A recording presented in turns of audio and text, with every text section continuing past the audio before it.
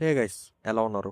ఈ వీడియోలో మనం ఫ్రమ్ సీజన్ 4 ఎపిసోడ్ 2 ఎక్స్ప్లెనేషన్ చూద్దాం. అండ్ ఫ్రమ్కి సంబంధించిన ప్రీవియస్ సీజన్స్ వీడియోస్ అన్నీ కూడా మన ఛానల్లో అప్లోడ్ చేశాను. ఇంట్రెస్ట్ ఉంటే ఒకసారి చెక్ చేయండి, లింక్ డిస్క్రిప్షన్లో ఇస్తాను. అండ్ అలాగే మన ఛానల్కి ఇప్పటి వరకు సబ్స్క్రైబ్ చేసుకున్నట్టయితే మన ఛానల్లో ఉన్న కంటెంట్ని చెక్ చేసి నచ్చితే సబ్స్క్రైబ్ చేసుకోవడం మాత్రం మర్చిపోకండి.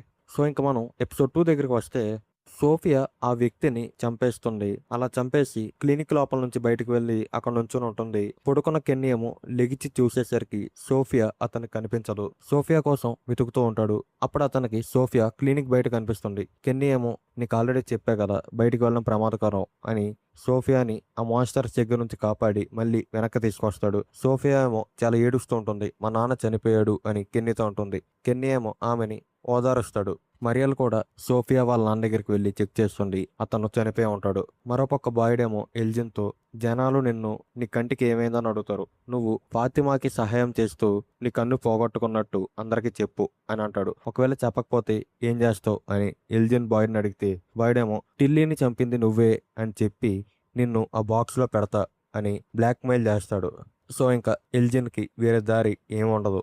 ఎల్జిన్ ఏమో ఎప్పటికైనా నిజం బయటికి రావాల్సిందే అని అంటాడు. అండ్ ఇప్పుడు టౌన్లో పొద్దునవుతుంది. బాయ్డేమో బయటికి వచ్చి చూస్తే ఒక పోల్కి ఒక సంచి కట్టేసి ఉంటది. ఆ సంచి లోపల నుంచి రక్తం కారుతూ ఉంటుంది. ఆ పోల్ చుట్టూ చాలా మంది జనాలు చేరతారు. తబిత ఏమో చాలా కంగారు పడుతూ ఉంటుంది. ఆ సంచి లోపల జిమ్ బాడీ ఉందేమో అని అనుకుని ఇతనేమో పరిగెట్టుకుంటూ ఆ సంచి దగ్గరికి వెళ్ళి అందులో ఉన్నది మా నాన్నేనా అని చాలా కంగారు పడుతూ అరుస్తూ ఉంటాడు. బాయ్డ్ అతన్ని కంట్రోల్ చేస్తాడు. ఈతన్ అండ్ జూలీని ఇద్దరిని కూడా దగ్గరలో ఉన్న షెడ్ దగ్గరికి వెళ్ళమంటాడు. అలా వాళ్ళిద్దరిని పంపించి ఆ సంచిని కిందకి దింపి అది ఓపెన్ చేసి చూస్తే అందులో ఒక మేక బాడీ ఉంటది. కానీ అప్పుడే ఈతన్ అండ్ జూలీ గట్టిగా అరుస్తారు.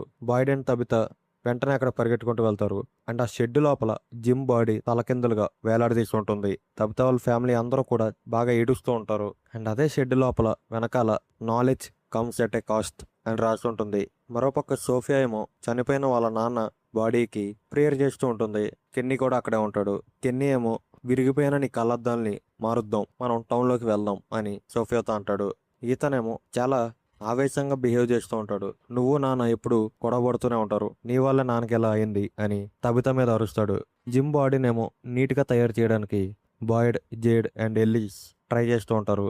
బాయ్డ్ ఏమో knowledge comes at a cost, దాని మీనింగ్ ఏంటి అసలు అని జేడ్ అండ్ ఎల్లీస్ని అడుగుతాడు. అప్పుడు జేడ్ ఏమో నేను నీకు ఒక విషయం చెప్పాలి అని బాయ్డ్తో అంటాడు. తబిత అండ్ జేడ్ వీళ్ళిద్దరి పునర్జన్మల గురించి బాయ్డ్తో జేడ్ చెప్తాడు. అలాగే ఆ పిల్లలు ఆంకుయి ఆంకుయి అని పదే పదే పలికారు. ఆంకుయి అంటే రిమెంబర్, గుర్తు తెచ్చుకో అని అర్థం అని జేడ్ బాయ్డ్తో అంటాడు.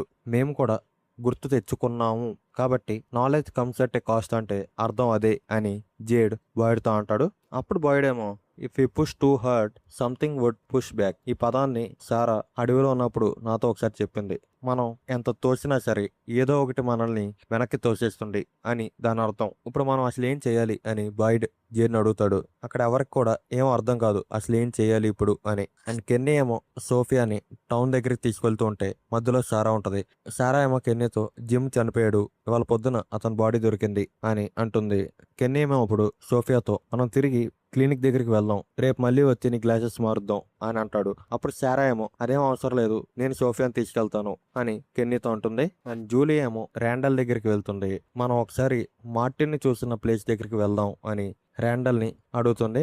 జేడేమో తబిత దగ్గరికి వెళ్ళి మన థీరీ మీద మనం వర్క్ చేయాలి అని మాట్లాడుతూ ఉంటే తబిత ఏమో నా హస్బెండ్ చనిపోయాడు, నేను చాలా బాధలో ఉన్నా, నా హస్బెండ్ బదులు నువ్వు చనిపోవాల్సింది అని జేడ్తో హార్ష్గా మాట్లాడుతుంది. అండ్ మన లేడీ పోలీస్ ఆఫీసర్ ఏమో ఆ ఊర్లో ఉన్న అంబులెన్స్ లోపలికి ఎక్కి దాన్ని స్టార్ట్ చేస్తుంది. అప్పుడు వెంటనే క్రిస్టి కూడా ఆ అంబులెన్స్ లోపలికి ఎక్కుతుంది. ఆ లేడీ పోలీస్ ఆఫీసర్ ఏమో ఎక్కడి నుంచి వెళ్ళడానికి ఒక మార్గం ఉంది, నేనేం పిచ్చిదాన్ని కాదు అని తిరిగిన చోటే తిరుగుతూ ఉంటుంది ఆ అంబులెన్స్ లో.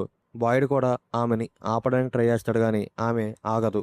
ఈ అంబులెన్స్ హడావిడిలో ఉన్నప్పుడు ఈతన్ ఏమో ఇంటి లోపల నుంచి బయటికి వెళ్ళిపోతాడు. తబితకి ఈతన్ మిస్సింగ్ అనే విషయం అర్థమవుతుంది. ఆ లేడీ పోలీస్ ఆఫీసర్ అంబులెన్స్ మీద రౌండ్లు వేసేటప్పుడు ఈతన్ వాళ్ళకి కనిపిస్తాడు. క్రిస్టి ఏమో ఈతన్ ఇక్కడ ఉన్నాడు, అంబులెన్స్ ఆపు అని ఆ లేడీ ఆఫీసర్తో చెప్పినా సరే ఆమె ఆపకుండా అలాగే వెళ్తూ ఉంటుంది. సో ఇంకా రోడ్డు మీద స్పైక్స్ని పెడతారు. టైర్ పంచర్ అయ్యి ఇంకా అంబులెన్స్ ఆగిపోతుంది. వెంటనే ఇంకా బాయిడ్ ఆ లేడీ పాలిష్ ఆఫీసర్కి సంకెళ్ళు వేసి తీసుకువెళ్తాడు. అండ్ సారా ఏమో సోఫియాని స్టోరేజ్ రూమ్ దగ్గరికి తీసుకువెళ్ళి ఆమెకి కొత్త కళ్ళద్దాలని ఇస్తుంది. ఆమె ఏమో ఈ కళ్ళద్దాలు ఎవరివో ఏమో అని అనుకుంటూ ఉంటుంది. విక్టర్ ఏమో మరోపక్క చాలా భయపడుతూ ఉంటాడు. వాళ్ళ నాన్న విక్టర్ దగ్గరికి వచ్చి అతన్ని ఓదారుస్తాడు. విక్టర్ ఏమో అసలు నువ్వు ఈ ప్లేస్కి రాకుండా ఉండాల్సింది అని వాళ్ళ నాన్నతో మాట్లాడుతూ ఉంటాడు. వాళ్ళ నాన్నేమో ఎన్ని ప్రాబ్లమ్స్ వచ్చినా సరే మనమిద్దరం ఇక్కడ దేన్నైనా సరే కలిసి ఫేస్ చేద్దాం అని విక్టర్కి ధైర్యాన్ని ఇస్తాడు. అండ్ మరోపక్క జూలీ అండ్ ర్యాండల్ ఏమో మార్టిన్ని చూసిన ఆ ప్లేస్ దగ్గరికి వెళ్తారు. జూలీ ఏమో ఈతను చెప్పిన ఆ స్టోరీ వాకింగ్ గురించి ఎక్స్ప్లోర్ చేద్దాం అనుకుంటుంది. అండ్ వాళ్ళ నాన్న జిమ్ని వెనక్కి వెళ్ళి కాపాడాలి అనే ఆలోచన జూలీకి వస్తుంది. సో ఇంకా ఆ ప్లేస్ లోపలికి అడుగు పెట్టే ముందు ర్యాండల్తో ఏదైనా మార్చాలంటే సమయం కావాలి, నాకు ఆ సమయం ఇవ్వు, వెంటనే నన్ను బయటికి తీసుకురాకు అని చెప్తుంది. సో ఇంకా జూలీ ఆ లోపలికి వెళ్ళిన వెంటనే ఇప్పుడు ఎక్కడికి వెళ్తుందంటే, ఒకరోజు బాయిడ్, డోనా, ర్యాండల్ అండ్ అలాగే జిమ్ వీళ్ళ నలుగురు ఆ వ్యాన్లో ఆ రాత్రి గడుపుతారు కదా. అంటే సడన్గా ఆ మాన్స్టర్స్ అన్ని ఆగిపోయి వాళ్ళని అలాగే చూస్తూ ఉంటాయి. ఆ రాత్రికి ఇప్పుడు జూలీ వెళ్తుంది. జూలీ ఏమో వాళ్ళ నాన్నని అక్కడ కలవాలని అనుకుంటది. కానీ ఆ మాన్స్టర్స్ లో ఒక మాన్స్టర్ వచ్చి జూలీని పట్టుకుంటుంది. జూలీతో నేను నీతో ఆడుకుంటా అని ఆ మాన్స్టర్ చెప్తూ ఉంటుంది. అదే టైంలో రియల్ వరల్డ్ లో ఉన్న జూలీ ఏమో కింద పడి షేక్ అవుతూ ఉంటుంది తన బాడీ మొత్తం. ర్యాండల్ ఏమో జూలీ చెప్పినట్టే ఆమెకి కొంచెం సమయాన్ని ఇస్తాడు. అలా చూసి చూసి వెంటనే చెయ్యి జారిపోతుంది అని అనుకున్నప్పుడు జూలీని బయటికి తీసుకొస్తాడు. జూలీ ఏమో చాలా కంగారు పడుతూ స్పృహలోకి వస్తుంది. జూలీ మళ్ళీ ఆ ప్లేస్ లోపలికి వెళ్ళాలి అని అనుకుంటుంది. కానీ ర్యాండల్ ఆమెని ఆపుతాడు. అండ్ ఇతనేమో అడవిలో ఉన్న ఆ వ్యాన్ దగ్గరికి వెళ్ళి అక్కడ ఉన్న ఆ రేడియోని తన బ్యాగ్ లో పెట్టుకుంటాడు. ఆ వ్యాన్ లోపల నుంచి బయటకు వచ్చిన వెంటనే జిమ్ ఇతనికి కనిపిస్తాడు. నేను థామస్ కి మెసేజ్ పంపిద్దామని ఆ రేడియో కోసం వ్యాన్ దగ్గరికి వచ్చా అని జిమ్ తో ఇతను అంటాడు. నువ్వు మీ అక్కని మీ అమ్మని జాగ్రత్తగా చూసుకోవాలి అని జిమ్ ఇతనితో చెప్తే, ఇతనేమో నువ్వు మాతో పాటు ఉండవు కదా అని జిమ్ని అడిగితే, నాకు కూడా ఉండాలనే ఉంది అని జిమ్ అంటాడు. అప్పుడు ఆ చుట్టుపక్కల ఏవేవో సౌండ్స్ వస్తూ ఉంటాయి. జిమ్ ఏమో చాలా అప్రమత్తంగా ఉంటాడు. చివరిగా జిమ్ ఏమో ఈతన్తో ఒక మాట చెప్తాడు. అదేంటంటే, మనం ఈ ప్లేస్కి వచ్చినప్పుడు నీకు ఒక కల వచ్చింది కదా, లేక్ ఆఫ్ టీయర్స్ గురించి, అది ఇక్కడే ఉంది, నువ్వు దాన్ని కనిపెట్టాలి అని జిమ్ అంటాడు. అప్పుడే తవిత ఈతన్ని వెతుక్కుంటూ అక్కడికి వస్తుంది. అప్పుడు జిమ్ అక్కడ నుంచి మాయమైపోతాడు. నేను నాన్నని ఇక్కడే చూసా అని ఈతన్ తబితోతో అంటాడు. ఇక్కడితో ఈ ఎపిసోడ్ అనేది ఎండ్ అవుతుంది. సో అది మరి ఈ వీడియో మీకు నచ్చిందని అనుకుంటున్నా. నచ్చినట్టయితే ఈ వీడియోని లైక్ చేయండి. అండ్ అలాగే ఎలా అనిపించిందో కింద కామెంట్ చేయండి. అలాగే మన ఛానల్లో ఉన్న కంటెంట్ కనుక నచ్చినట్టయితే సబ్స్క్రైబ్ చేసుకోవడం మాత్రం అస్సలు మర్చిపోకండి. ఫ్రమ్ సీజన్ 4 ఎపిసోడ్ 3 వీడియో ఎక్స్ప్లెనేషన్తో మనం మళ్ళీ కలుసుకుందాం.